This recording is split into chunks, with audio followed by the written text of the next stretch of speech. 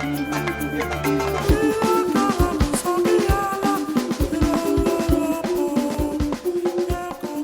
filosofia em Moçambique nasceu tarde em relação aos outros países africanos.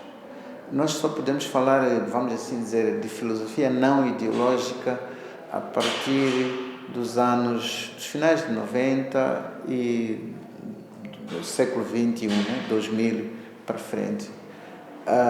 Então, este seu nascimento tardio, porém importante, fez com que também não abraçasse os velhos temas que ocupavam a filosofia africana, de se existe ou não a filosofia africana e o que significa a filosofia tradicional. A filosofia em Moçambique, no meu ponto de vista, nasceu com um ideal muito particular, que é o ideal libertário, que é particularmente defendido pelo professor Ng'uenho, tanto que dá-se conta que toda a história do pensamento africano e moçambicano em particular, ela resume-se na busca de um ideal básico que é a liberdade. Então é neste contexto que a filosofia, vamos assim dizer, renasce, renova-se em Moçambique. E isso tem um acaso importante, é que o professor Severino, quando escreve em 1992 a sua obra das Independências e das Liberdades, ele estava em Roma e era nesta altura que havia negociações de paz. E então o ideal de liberdade, o ideal de decepção também de que a luta pela libertação não resultou em liberdades, estava no substrato da sua mente. Então a filosofia, penso que a partir desta altura ajudou com reflexões a construir ou a repor a ideia daquilo que é o objetivo fundamental da luta dos povos africanos, mas também do povo moçambicano em particular, que é as liberdades. Liberdade de expressão, liberdade econômica, as outras liberdades que resultam da liberdade-mãe. Então a filosofia teve um papel importante. Na minha opinião também, a partir, vamos assim dizer, 10 anos depois, 2010, a filosofia começa também a olhar para aquilo que são, vamos assim dizer, o substrato cultural de Moçambique e a perguntar-se até que ponto esta filosofia que nós ensinamos é uma filosofia que pode ser chamada moçambicana.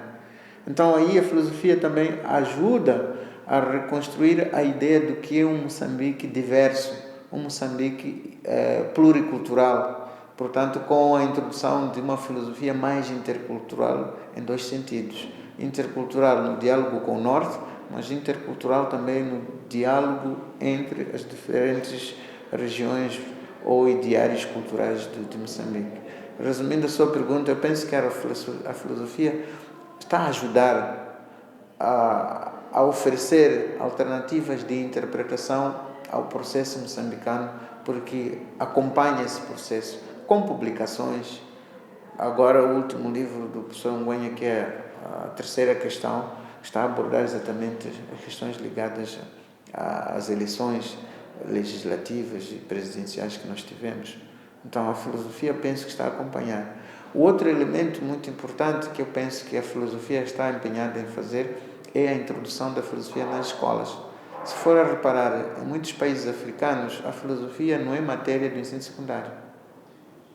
Então nós aqui em Moçambique temos esse privilégio de termos a filosofia na 11ª, 12ª.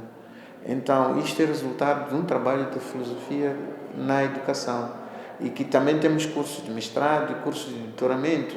Portanto, é um crescimento exponencial há mais ou menos 20 anos de uma cadeira que antigamente quase que nem se pensava que existisse. E eu penso que essa juventude é que vai, de facto, criar escolas de pensamento filosófico. Nós limitamos-nos a criar as bases para isso.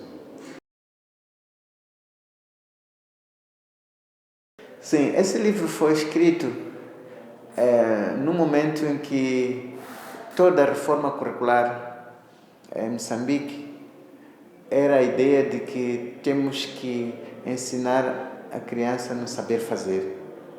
E a ideia por trás de um sistema que é o capitalismo que nós temos agora, de que as crianças vão para a escola para depois saber fazer alguma coisa para a sua própria sobrevivência. Mas eu quero recordar-te que quando começaram as escolas industriais em Moçambique a substituir as escolas de arte e ofícios, nas escolas de arte e ofícios, a pessoa quando pegava, a primeira coisa que fazia era a Bíblia e depois aprendia a arte ou o ofício. Nas escolas industriais, a primeira coisa que pegava é o martelo ou sei lá, a chave de rodas, que é para aprender a arranjar carro, etc. Curiosamente, foi nesta altura que aumentaram mais ladrões de carro, porque o mecânico ele precisa primeiro de ter valores para dizer que eu não posso trocar esta peça por outra. Então, a educação perdeu valores. Então, esse livro chama a atenção. Nós estamos a educar para quê? Então, a educação para mim é mesmo insistir na ideia de valores. Se assim quiseres, a educação tradicional era muito mais forte em relação a isso. Não é? A educação tradicional dividia-se em duas fases principais. Eu fiz agora um livro sobre Alberto Viegas que dizia isso. A primeira fase era a educação moral, em que dava-te a ideia, você é o homem, você é a mulher, quais são os seus deveres, etc. A segunda era a profissionalização, em que te ensinava a fazer armadilhas, a construir casa, etc. Ou, no caso da mulher, a cozinhar, etc. Na educação moderna, tu tens uma coisa que é, primeiro, ensinam-te a escrever, a contar, etc. E depois profissionalizam. São as duas grandes fases. Então, a fase moral não existe. Não está concentrada. Então, educar para quê? Também é uma chamada de atenção a isso. Quer dizer que não procuremos a árvore na floresta. Ou seja, nós estamos em frente de várias árvores e ainda continuamos à procura de árvores. Traduzido nesses termos significa, nós estamos à busca de valores sobre os quais a nossa educação assente. Mas esses valores estão aí.